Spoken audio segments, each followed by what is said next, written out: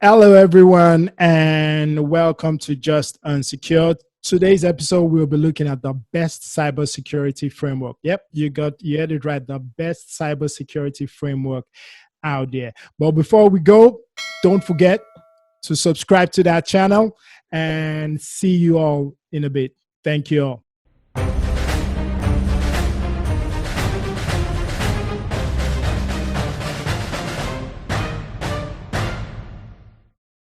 Thank you, and those for joining us. Welcome to Just Unsecure. It's your favorite host, Babs, and my co-host, OO.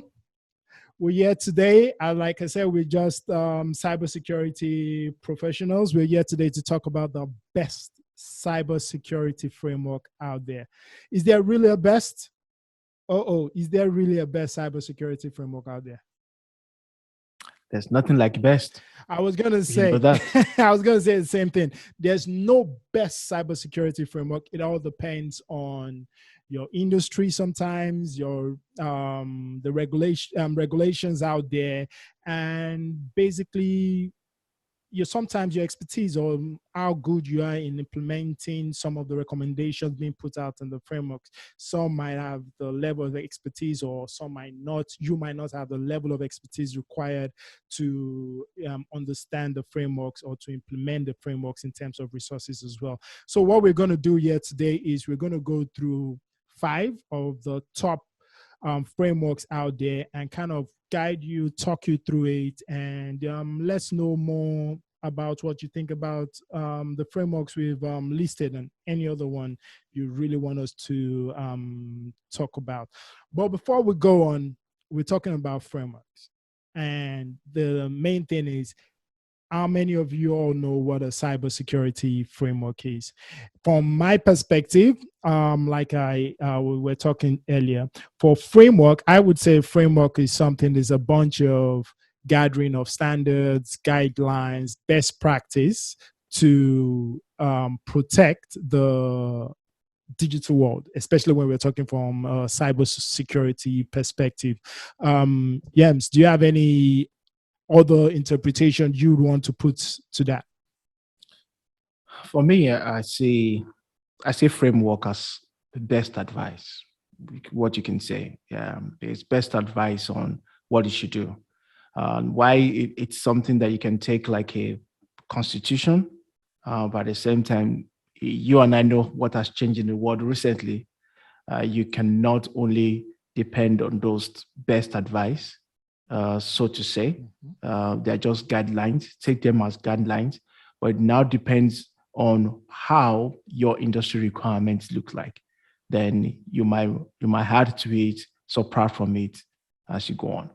Okay, and all the guys that want the official translation, if you look at the NIST 800 series, which is the NIST cybersecurity framework, it basically defines cybersecurity framework as a guidance on how both internal and external stakeholders of organization can manage and reduce cybersecurity risk. So all the definition, guys, you've got it there. The 800 series, if you want to look that up, it's right there.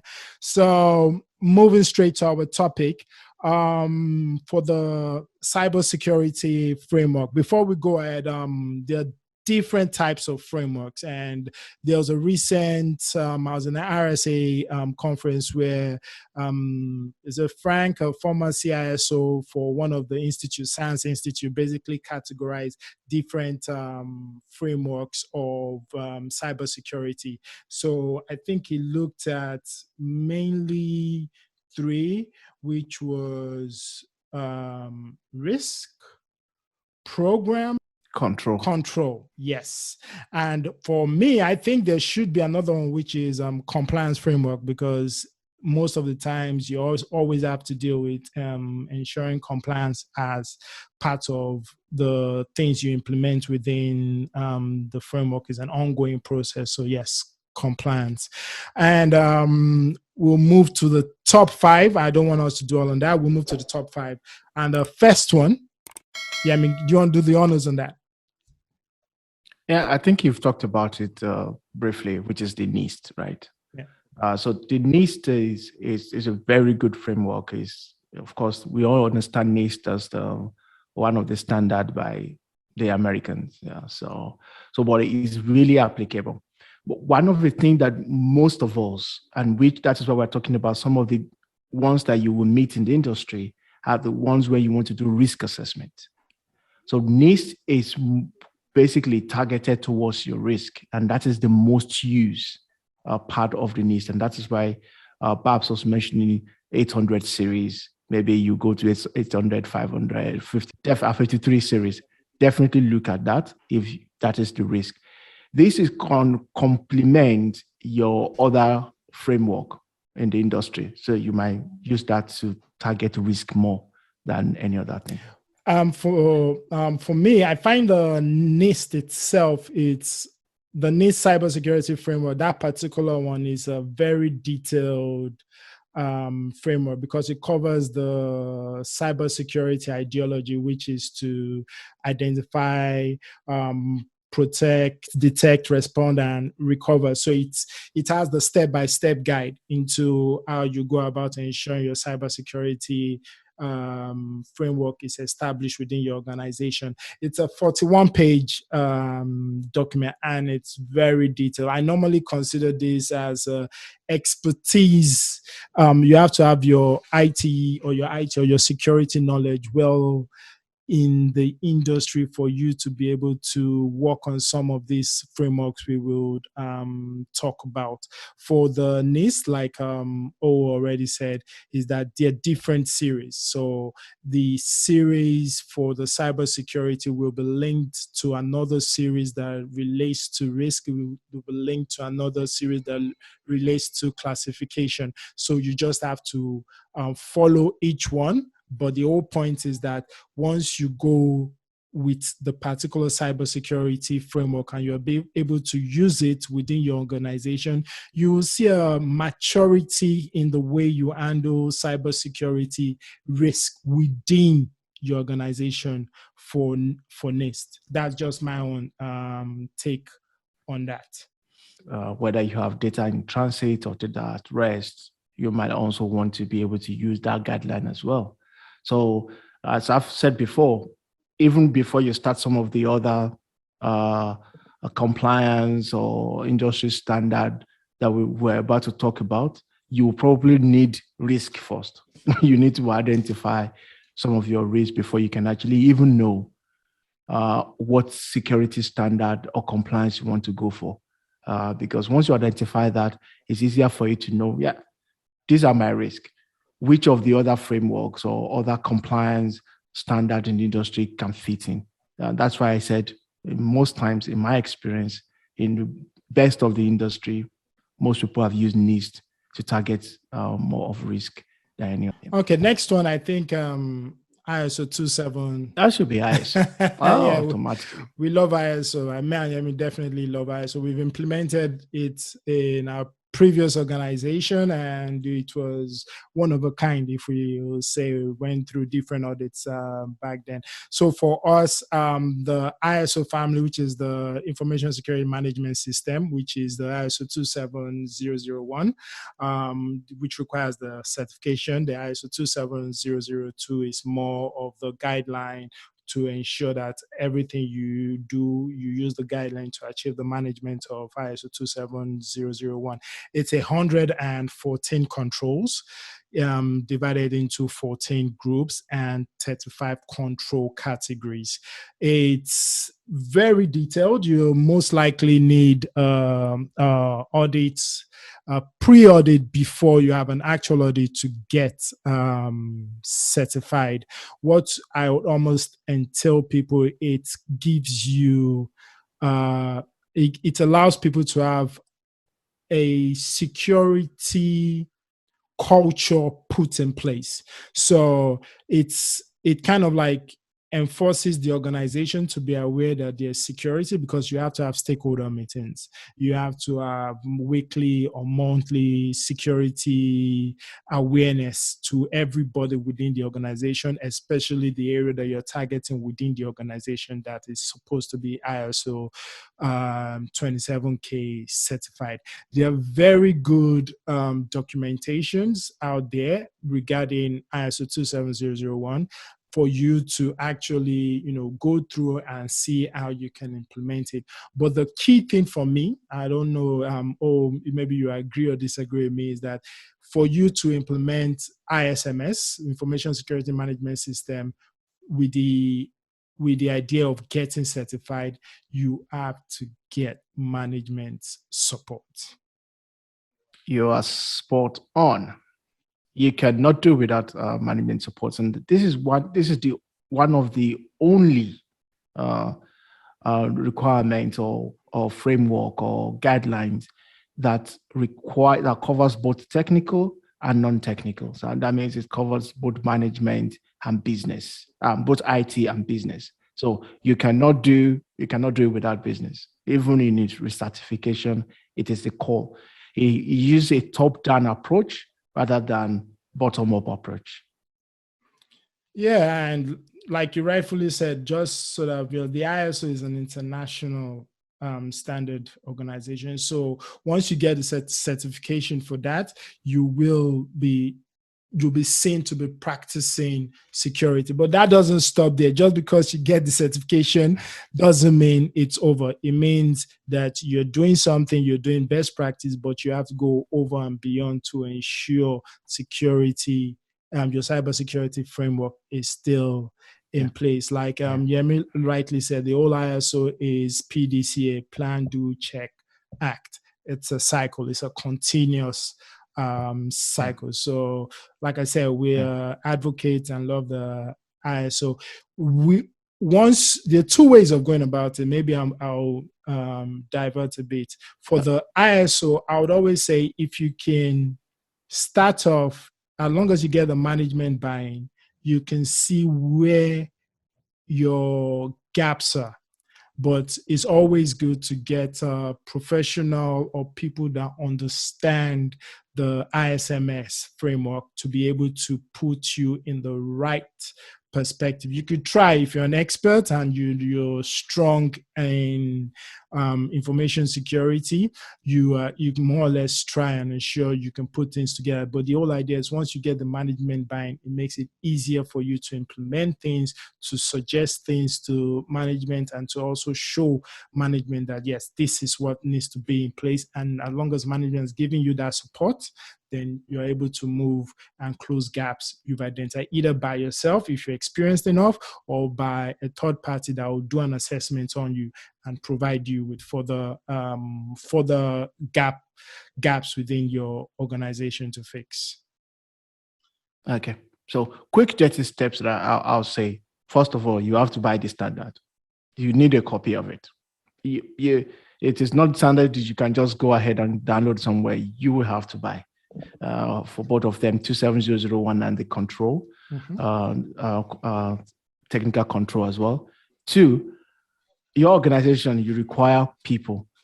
You might not be able to do it alone. And I'll say that again, you might not be able to implement it alone. You require so many things. In fact, part of the requirement, you require documentation of minutes of meetings. So definitely you'll be working in a group. Then also, before you get certificate, you need to actually register or indicate for certification. And this has to be handled by the certification body, which you have to pay for. It's also not cheap. So, and then afterwards, you can, after the certificate, congratulations. But every 1 year, you have to do recertification. That means you don't only need to show that you maintain, but you need to show that you have improvement in the environment. So definitely, your first year might be very sweet and brief, but the next year, auditor is going to ask for improvement. basically. Also, let me also put that it depends on your scope, because the wider your scope is, the more audits you're going to have. So sometimes it's yearly, but sometimes they could ask to do bi-yearly. That means twice in a year. So it depends on your scope. If your scope is so large and they know, and the auditors feel, look, we're not going to be able to cover this in just coming back for 4 or 5 day review, then they will do that. They will tell you they need to come twice a year. So it's depending on the scope of your certification as well. So always keep that in mind. Okay. Great. The next one, I think let's move over to the cloud. I would say, I think the cloud, fantastic. needs a special cybersecurity framework. Everybody's going to the cloud now. It goes without saying, you know that already. So you have to talk about the likes of CCM, definitely. Exactly. The CCM, which is called the Cloud Control Matrix. It's the de facto standard for any cybersecurity cloud framework out there. So once you're in the cloud and you need a cloud framework, this is the de facto standard. It's 16 domains, and each domain is broken up into 133 controls. So it covers, I would say, it covers many other standards. So it kind of has different areas and different standards, such as the NIST as well, such as the ISO, Jericho, many others. The version 3 covered a lot. The version 4, which is the most current version, has different mappings to different standards, and there's still more coming up. So I would say the CCM for cybersecurity frameworks is right up there, especially if you're within the cloud environment. What do you say? Oh, yeah, absolutely. So the way that they've done it is to probably give you more like a sheet in which they have mapped some of those controls. So when you download that, you can actually use it to assess any cloud environment.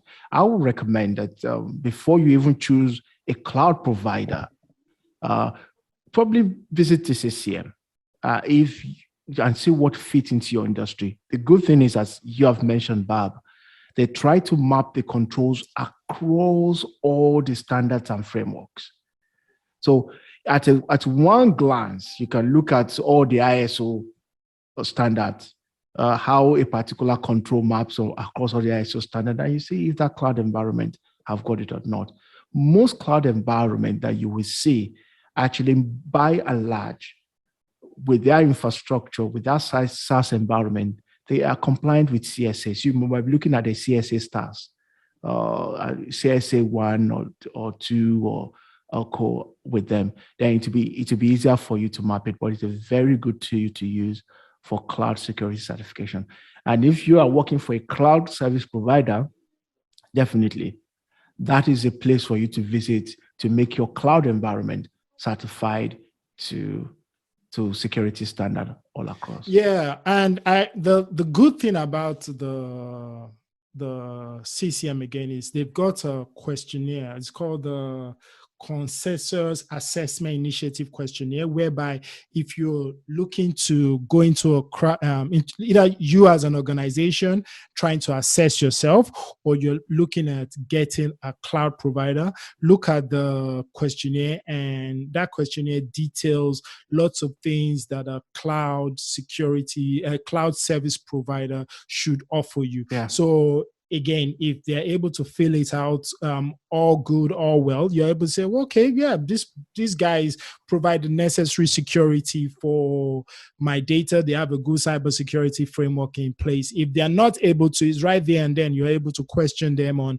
why they don't have that, why they don't have things in place. So using the questionnaire, like I said, either for you internally or having it as an RFP to your suppliers that are going to become your cloud service provider is one thing that I would say you should look at. The CCM, like I said, very detailed. Look into the website is right there. It's also going to be the link in the comment for you to look at, and be able to know more about it.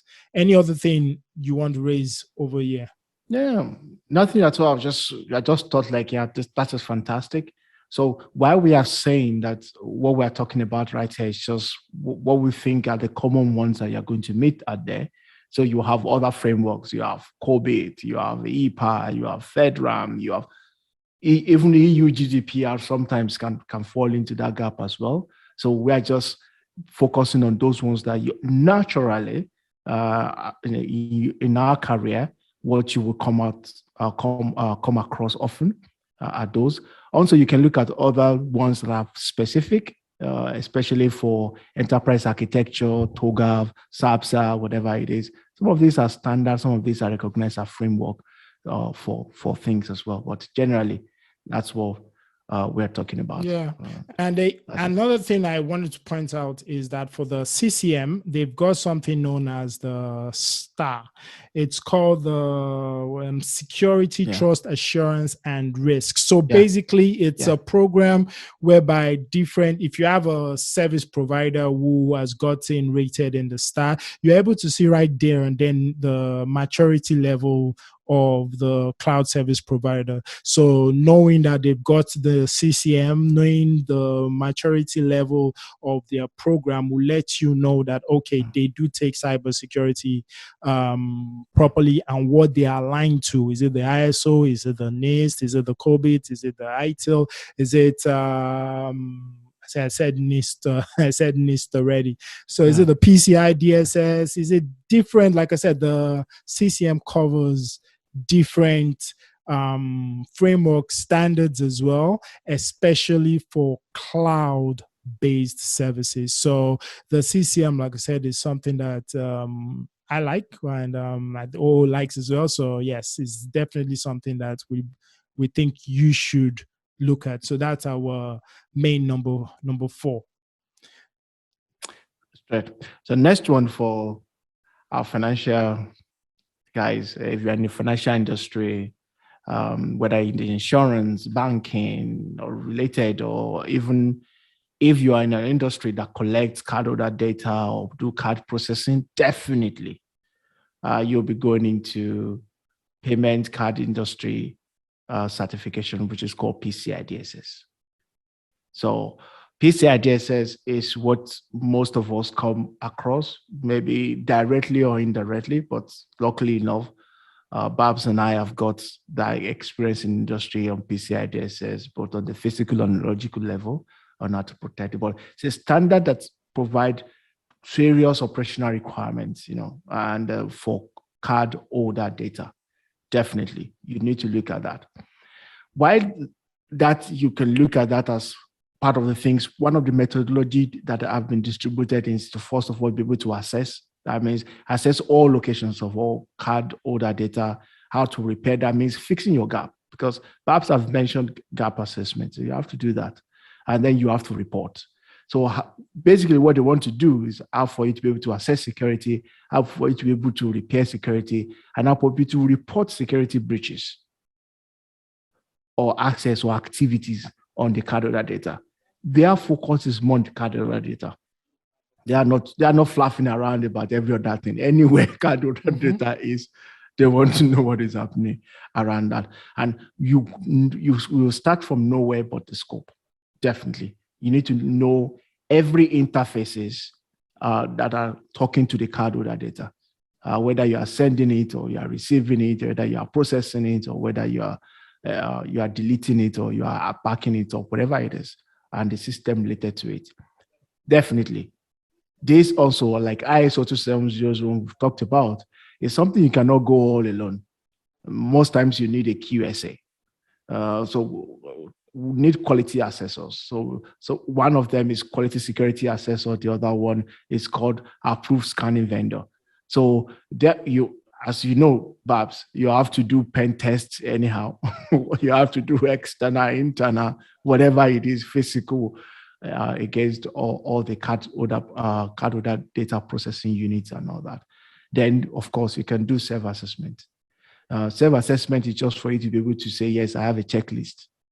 But again, on top of that, you definitely need an auditor to make you certified. Before anybody, whether it's MasterCard, Visa, or whoever it is, to be able to allow you to process the card and the card with that data and whatever it is, you need to have that certificate from an external auditor. And that's the brief that I think. But Babs have more to say on that. Well, I think you've mentioned everything. I think it's just that the PCI DSS it comprises of 12 main requirements, and those 12 have been divided into 6 logical areas for you to focus on. So, like I said, the piece, like Yemi already clearly stated, the PCI DSS is strictly for financial sector. When we say financials, either as long as you're collecting credit cards, or you're processing credit cards, or you're storing credit cards, you will be aligned to the PCI DSS certified, or go through the OPCI. How does it fall in line with the cybersecurity framework? Some of you might be asking. The whole process of ensuring that the card details are secure, the encryption, the decryption, the process of transferring data, ensuring that the communication channels are secure. All that falls within the cybersecurity, because cybersecurity is ensuring that, like I said earlier in the introduction, making sure that the digital world is safe, ensuring that you put in all the standards and guidelines. And the PCI DS is one of the standards out there, especially focused and targeted towards the financial sector. So everything within PCI DSS is to ensure that you are secure. Remember, the PCI DSS has 4 layers. So the 4 layers are mostly depending on the number of transactions you do a year. So if you're level 1, 2, 3, 4, the higher the transaction, as long as you do 6 million or more transactions a year, you will be doing more audits. The more transactions you do a year, the more audits you would undergo. So just be frequency of the audit. Exactly, the frequency of the audit. So again, a QSA is always a good thing to have, but the QSA is who is the person that will do the assessment for you in ensuring that you're PCI DSS compliant, which doesn't mean you cannot do your own assessment. It just means that you cannot certify yourself. You cannot certify yourself. That's why we said you can do self-assessment, just for you to be able to know, okay, this is where I fit in. Yeah, great. Exactly. So beyond that, and I think that's really it for PCI DSA. Is straight to the point. So even apart from PCI DSA, we have other ones that are targeted to industry, like the EPA, but we don't want to go towards the EPA per se, because EPA is mostly, I would say, is focused mostly to the American, North American medical area of things. I don't know in any African country that is actually, shall I say, EPA, exactly that, doing EPA. I really don't know any African country. If we're wrong, please let us know. Chat to us. If any country in Africa is actually focused on EPA, it would be good to know. So last but not least, moving on, I think the fifth one, this is the fifth one. It's actually a CIS control. So we're discussing earlier, is this a framework, or is this not a framework? What was your thought? You and I have always had this age-long argument around it. That is this really a framework or not a framework? But before you dive in, I'll say my own part, as I always argue with you on it. Always, I'll tell you. One of the things why I did not say it's a framework is because we need it. We can even call it a framework, a configuration framework, but we cannot say, yes, it's something that you can certify against, so to say. Yeah, but you can use it as a point in which you can use to get certified to those key frameworks or standard. But again, configuration framework, I will agree with you. But nonetheless, I will not say it's a general framework. Yeah. Well, I would say it's kind of like a framework, because it brings about different best practices and different vendor configurations, the best practice in place. So you might not need to get certified with it, but like you truly said, it's if you need to get your devices adding based on vendors best practice or based on CIS best practice, you are more or less aligning to some sort of framework. Some organization says, okay, all your Linux server needs to be CIS benchmark. So again, it's a correlation of standards, guidelines, and best practices out there. So absolutely, even though you don't get certified to it, it's the same thing. You don't get certified to some of NIST, NIST as well. So absolutely, we agree to disagree, so we can we can we can continue, and as long as the whole point is to ensure security of the environment, so everyone that is within information security or cybersecurity, continuous improvement and ensuring that your organization is secure is what we should be looking at. So regardless of if it's a framework, best practice, or guideline, as long as you're not hacked, as long as everyone understands their roles and responsibility within information security, and that's the main target. Okay, great. Moving away from our arguments now, CIS. So I just dive in the first top CIS and say, as both of us have said, it could a lot complementary, but it's actually a kind of guidelines or controls or configuration guidelines that was built in 2000s, and these are managed by people in the industry, experts in the industry that have volunteered. They've volunteered to improve on this. At the moment, we have version 4 of the CIS, and this has 18 controls. That is the CIS controls. But when it comes to the benchmark, you have a lot. You have like for 25 vendors in which you can use that. If you talk about how to configure your OS, your application, and then your routers, cloud VM, yes, go to CIS. If you want to know how your system can be compliant to all those guidelines from NIST, from ISO, PCI DSS requirement, go to CIS. CIS will give you the real configuration, how you will run the configuration itself. That means even the commands based on your OS, your application version, and what have you. Yeah. Go ahead. Yeah. Same. Like you said, I think you've also taught on based on the controls, but I want to say for the CIS, it's seen as a baby step into benchmarks and frameworks and guidelines and things like that. So if you're starting off within information security and you really want to start off in baby steps, you should actually consider using the CIS framework, or should I say the guidelines, because it provides you with the ability to know what level you are within your implementation. So in CIS, especially the implementation bit, you're able to decide 1, 2, or 3, which means your level 1 means, okay, you don't have enough resources.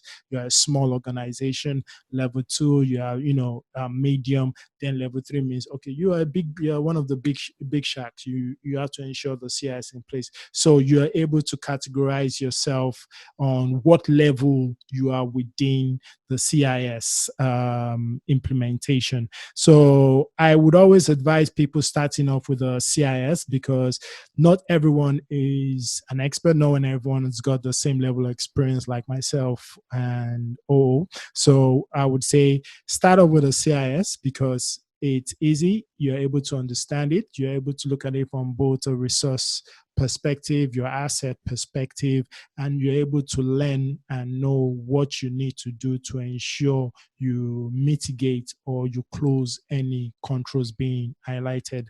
Like OO said, CIS gives you the direct configuration requirements needed. So and I want to say maybe we're getting it a little bit confused with the CIS controls and the CIS benchmark, because the CIS controls is more like different steps required to ensure you are putting in place things to improve your environment. The CIS benchmark is a benchmark for your assets within your organization. So if you are using Linux, if you are using Windows, there's something called the CIS benchmark, whereby you run a scan and it tells you, okay, you have a password that is not secure length. You have a particular port is open. Those are the things for the benchmark that it will list out to you. So that is the CIS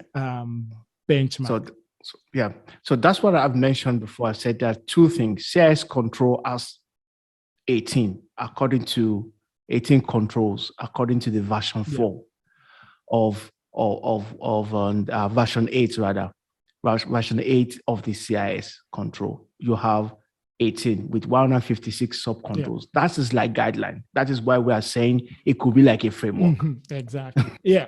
But the major thing is you need to use that in combination with the real thing itself, closing the gaps, configuring your system properly, whether on-premise or cloud, which is now the benchmark.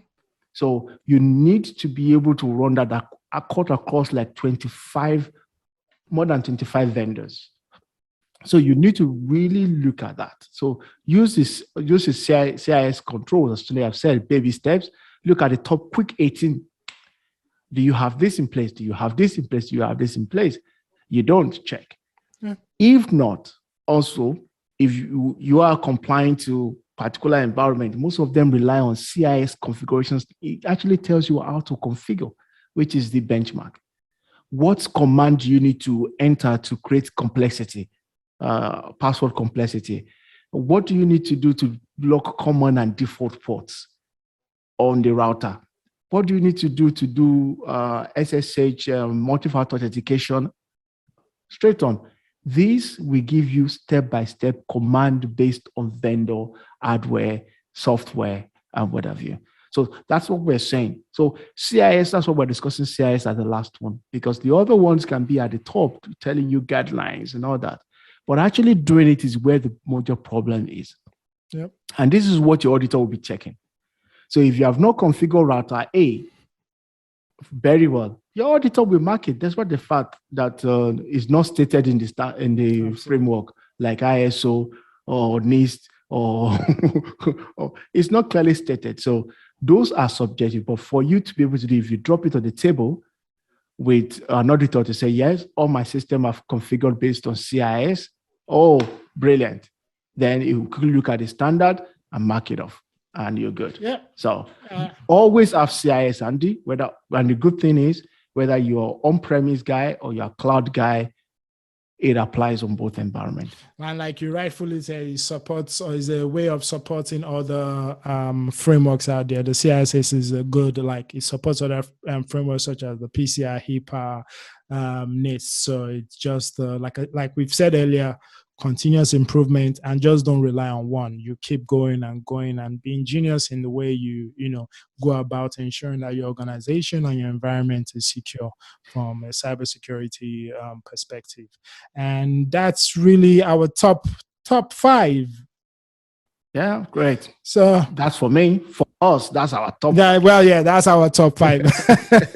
So thank you all for listening. And if you have any other thing you want us to talk about, don't forget to mail us at juteam@Just Unsecure. Follow us on Twitter, Instagram at Just Unsecure, and our LinkedIn is also Just Unsecure.